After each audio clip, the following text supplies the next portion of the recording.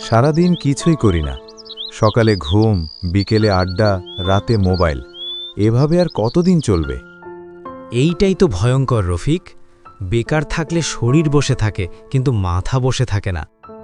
সত্যি ভাই, মাথার ভেতর সব সময় খারাপ চিন্তা আসে, রাগ লাগে, হতাশ লাগে, নিজের ওপরই বিরক্ত হয়ে যাই। এই কারণেই বলা হয় বেকার মস্তিষ্কে শয়তানের বসবাস। কাজ না থাকলে শয়তান সুযোগ নেয়। কিন্তু চাকরি তো নাই ভাই, ঘুরে ঘুরে শুধু অপমান। সবাই চাকরির পেছনে দৌড়ায়, কিন্তু সবাই ভুলে যায় কাজ ছোট বড় হয় না, মন ছোট বড় হয়। তাহলে কি দিনমজুরি, দোকানের কাজ এসব করব? কেন নয়? আজ যে কাজকে লজ্জা ভাবছ, আগামীকাল সেই কাজেই সম্মান আসবে। বেকার থাকার কারণে বন্ধুরাও খারাপ পথে যাচ্ছে। এইটাই দেশের বড় সমস্যা। যুবক বেকার মানে অপরাধ বাড়ে, নেশা বাড়ে, সমাজ নষ্ট হয়।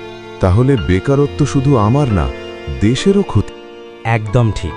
একজন বেকার যুবক মানে একটা ভাঙা ভবিষ্যৎ। ভাই, তাহলে শুরুটা কিভাবে করব?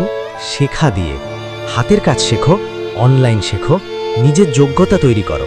আজ বুঝলাম, বসে থাকাই সবচেয়ে বড় অপরাধ।